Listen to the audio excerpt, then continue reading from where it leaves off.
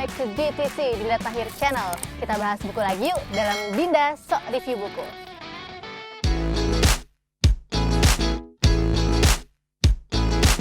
Sebenarnya gue deg-degan banget ya mau nge-review buku kali ini karena buku ini tuh fenomenal dan terkenal banget. Gue takut salah ucap ya kan. Tapi kalau kalian yang nggak setuju sama review gue kali ini bisa taruh di kolom komentar, kita bisa sharing-sharing karena namanya juga Sok Review Buku ya kan.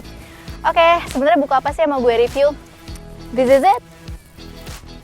Bumi Manusia karya Pramoedya Anantatur. Oke, sebelum gue masuk ke review bukunya sendiri, gue mau ceritain sekilas tentang buku Bumi Manusia. Nah, ini terbit tahun 1980, udah diterbitin dan saking terkenalnya itu dia diterjemahkan ke dalam 20 bahasa.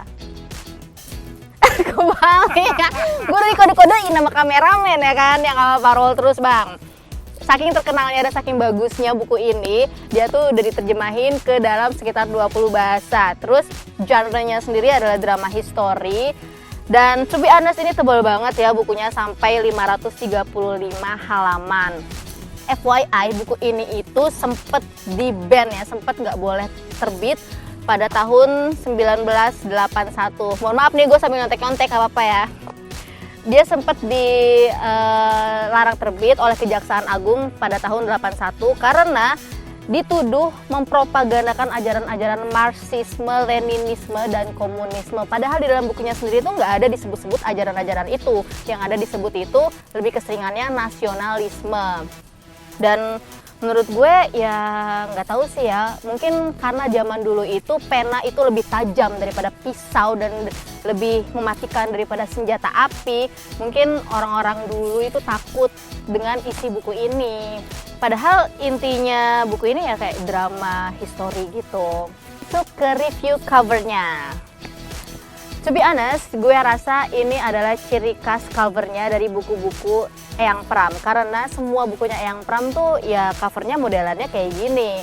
Dan ini menurut gue cukup simple karena dia merefleksikan isi di dalamnya sendiri. Kalau Bumi Manusia ini covernya di depan ini ada gambar 4 orang lagi naik kereta kuda. Nah, 4 orang ini adalah tokoh-tokoh utama yang sering muncul di dalam buku Bumi Manusia ini. Kalau dari segi sinopsis, ini tuh panjang banget ya, ini lebih panjang daripada sinopsis-sinopsis di buku lain. Kalau biasanya kan sinopsis di buku lain tuh kayak cuma 1-2 paragraf. Kalau ini tuh sampai 4 paragraf gitu. Tapi ini tuh menggambarkan banget isi yang mau diceritain dan intinya itu apa yang ada di buku ini. Dan ini bikin gue penasaran ya sama alur ceritanya itu sendiri. Moving on to the character. Sebenarnya karakternya itu banyak banget ya, karena ini ya namanya juga buku setebal 535 halaman ya kan. Alurnya panjang dan juga karakternya banyak, tapi ada karakter-karakter utama yang mendominasi di Bumi Manusia ini. Nah, yang paling utama banget adalah Mingke. Dia digambarkan sebagai sosok seorang penulis yang sangat berbakat dan dia sekolah di sekolah terkenal yang namanya HBS, yaitu sekolah yang cuma bisa dimasuki sama orang-orang Eropa, sedangkan dia itu orang pribumi dan dia itu berpikiran sangat revolusioner. Kemudian ada lagi Nyai Ontosoroh atau nama aslinya adalah Sanikem. Nyai Ontosoroh ini digambarin sebagai sosok seorang perempuan cantik yang tegar dan pintar, padahal dia nggak sekolah sama sekali. Dan ada juga Anelis. Anelis ini adalah anaknya Nyai Ontosoroh, hasil perkawinan dia secara ilegal karena dia nggak nikah secara akad gitu ya, secara sah dengan seorang Belanda. Anelis ini digambarkan sebagai seorang cewek yang polos banget, cenderung lemah sekali, sangat lemah dan sangat baper. Inti ceritanya sendiri kayak gimana? Sebenarnya ini tuh kayak simple banget gitu inti dan alurnya, karena kan tema genre-nya itu drama history ya kan. Nah, yang gue dapetin itu alur ceritanya kayak gini.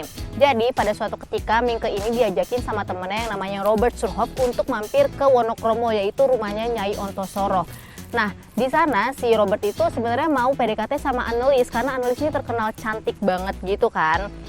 Pas mereka sampai ke Wonokromo, ternyata si Anelis malah kepincutnya sama si Mingke. Si Robert malah nggak dapet gitu ya kan. Ya udah, persahabatan, sebenarnya mereka nggak sahabatan sih, pertemanan mereka jadi rusak dan akhirnya Mingke pun jadi kekasihnya Annelies sampai mereka akhirnya harus menikah.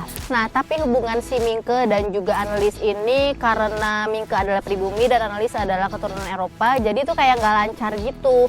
Dan keadaannya mengharuskan mereka untuk berpisah.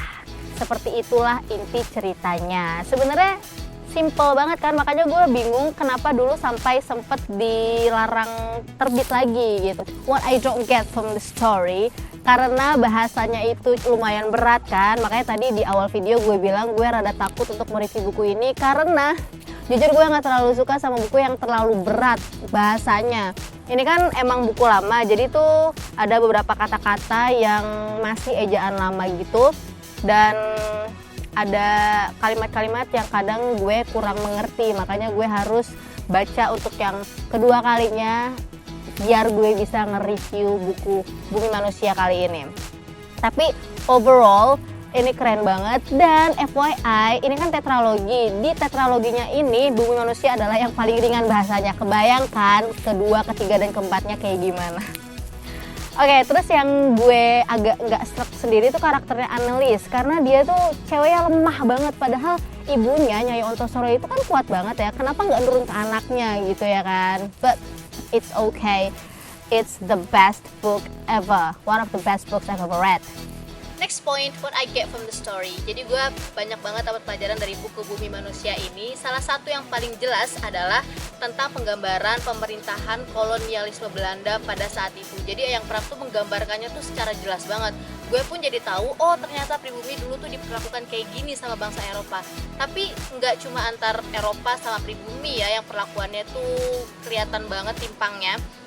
Sesama pribumi juga, terutama orang Jawa, karena tata krama Jawa itu kan kayak berasa banget kentalnya gitu ya budayanya. Jadi sampai yang jalan tuh harus bongkok-bongkok lah segala macam. Nah itu nggak disetujuin sama Mingke, yaitu tokoh utamanya, karena dia berpikiran revolusioner. Jadi dia tuh sedikit menentang, nggak sedikit sih, lebih banyak menentangnya. Nah yang gue dapetin juga, kita tuh harus mau belajar dan harus banget belajar, karena dengan belajar kita bisa mengubah mindset kita secara lebih ya kalau orang belajar ya tambah pinter lah ya, intinya itu digambarkan oleh sosoknya Nyai Ontosoro. Alright, konco virtual, gue nggak mau lama-lama review bukunya, padahal udah lama ya kan, karena gue masih mau nge-review filmnya. Tapi lagi-lagi gue nggak bakal sendiri, karena gue bakal ngajak seorang komentator film yang kurang kompeten sebenarnya, cuma biar lebih seru aja ya kan, biar gue gak kelihatan sok tahu sendiri nih. Jadi gue undang dia biar kita sok taunya bareng gitu. Oke, langsung aja ntar gue ketemuan sama dia. See you in the next episode.